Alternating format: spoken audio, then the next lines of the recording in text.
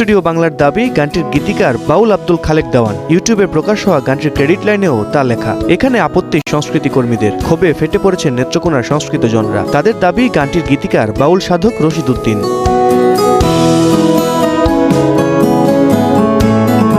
বিষয়টি নিয়ে সোমবার নেত্রকোনা জেলা প্রেস ক্লাবের সামনে মানববন্ধনও করেছেন জেলার সামাজিক, সাংস্কৃতিক, সাহিত্য সংগঠন ও সম্মিলিত নাগরিক সমাজ। অনৈতিকভাবে গানটি বাউল আব্দুল খালেক দেওয়ানের লেখা বলে প্রচার করায় বিষয়টির প্রতিবাদ করেছেন।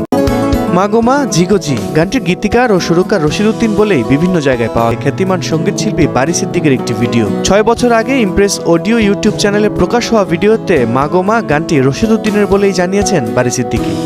বাউল রশিদ উদ্দিনের একটি গান। এই গানটি আমি গান শুরু করার 50 বছর আগেও নানান বাউলরা তাদের নামে এই গানটি পরিবেশন করেছে, রেকর্ড হয়েছে বহুবার। তারপর আমি যখন এটা নিয়ে প্রয়াত শ্রদ্ধেয় হুমায়ুন আহমেদের সঙ্গে যখন যুক্ত এইটা নিয়ে কাজ করি, তখন এই গানটি আমি উদ্ধার করেছি এবং জানতে পেরেছি এটা বাউল রশিদ উদ্দিনের গান। মাগোমা জিগোজি করলাম কি রঙে, ভাঙ্গা নৌকা বাইতে আইলাম গাঙ্গে। জনকণ্ঠ পত্রিকা রায় দিয়েছে যে এটা বাউল রশিদ উদ্দিনের লেখা গান। এই জনকণ্ঠ পত্রিকা তো আর বাউল রশিদ উদ্দিনের কোনো আত্মীয় হয় না। জাগো নিউজ 24 বাউল রশিদ উদ্দিনের নিজের হাতের লেখা এই লিরিকটা প্রকাশ করেছে। তো আমি যেটা জানি যে জাগো নিউজ 24ও বাউল রশিদ উদ্দিনের কোনো মানে ফ্যামিলি বা আত্মীয় স্বজন কেউ না। গানটি যে রশিদ উদ্দিনের লেখা, এটা এই বিষয়ে আরো হাজারো প্রমাণ আছে। দেওয়ান পরিবারের কাছে সময় টেলিভিশন প্রশ্ন করেছে যে এই গানটি নিয়ে তারা কোনো মানববন্ধন বা কিছু করবেন কিনা, তো ওনারা এতে রাজি না।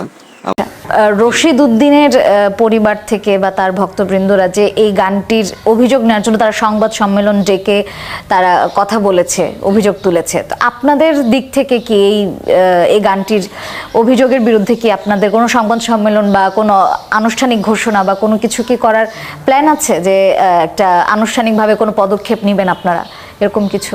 আমরা বিগত দিনে এরকম অনেক ঘটনাই ঘটছে। আসলে আমাদের তো সময় নাই এই সংবাদ সম্মেলন করা, এগুলা মানববন্ধন করা। আমরা শিল্পী, আমরা গান গেয়ে, গান গাওয়া, গান লেখা, গান শুনতে শোনার পরে তো আমাদের সময় নাই হাতে। আমরা আমার যেটা মনে হয় যে প্রকৃত প্রমাণ দিতে পারবেন না, কারণ এখানে রশিদ উদ্দিনের লেখা এই গানটি শুধুমাত্র খালেক দেওয়ান নিজে গেয়েছেন। তো নিজে গেলেই তো সেই গানের স্রষ্টা হওয়া যায় না, এটা কোনো প্রমাণ না। তারপর কিছু করার, তবে যদি আমাদের কখনো প্রয়োজন হয়, অস্তিত্বের সংকট হয়, তখন আমাদের দেওয়ান ঘরানা কিন্তু অনেক বড়। আমরা কিন্তু 200 বছর ধরে আমরা দেওয়ান ঘরানাটা আমাদের এই বাংলাদেশে।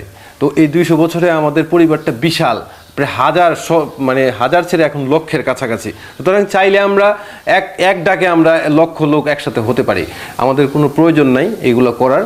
আমরা শুধু এই সাংবাদিকদের নিয়ে মানববন্ধন করা, ওনাদের আসলে সময় নাই। ওনাদের পরিবারে 1-1.5 লক্ষ লোক, ওই সবাইকে একসাথে করার সময় আছে। ওনার কথা ভাষ্যমতে তা বোঝা গেছে। তো এটা খুবই একটা হাস্যকর ব্যাপার যে এগুলো ছাড়াও আপনারা ইউটিউব, ফেসবুক, বিভিন্ন সোশ্যাল মিডিয়া, গুগল, যে কোনো জায়গায় সার্চ করে যত ধরনের এই মালোমা জিগোজির এই সঙ্গীতকর্ম বা শিল্পকর্ম আছে বা লিরিক আছে, অধিকাংশই আপনার যদি 1000 যদি থেকে থাকে, তার মধ্যে 900টার ক্ষেত্রেই পাবেন যে বাউল রশিদ উদ্দিনের নাম, যে গানটার স্রষ্টা হচ্ছেন বাউল রশিদ উদ্দিন। আর 100টা জায়গায় পাবেন যে সেখানে খালেক দেওয়ান। তো এটা মূলত এই বিতর্কের জন্মটা হয়েছে যে খালেক দেওয়ান নিজেই গানটা গাইছে। তো নিজে গাইলেই কি এটা স্রষ্টা যে উনি হয়ে যাবে, এটা কোনো যুক্তিতে পারে না। তো এখন এই 2024 সালে প্রীতম গাইছে এই গানটা, তাই বলে 2034 বা 44 সালে এটার স্রষ্টা কি প্রীতমই হয়ে যাবে?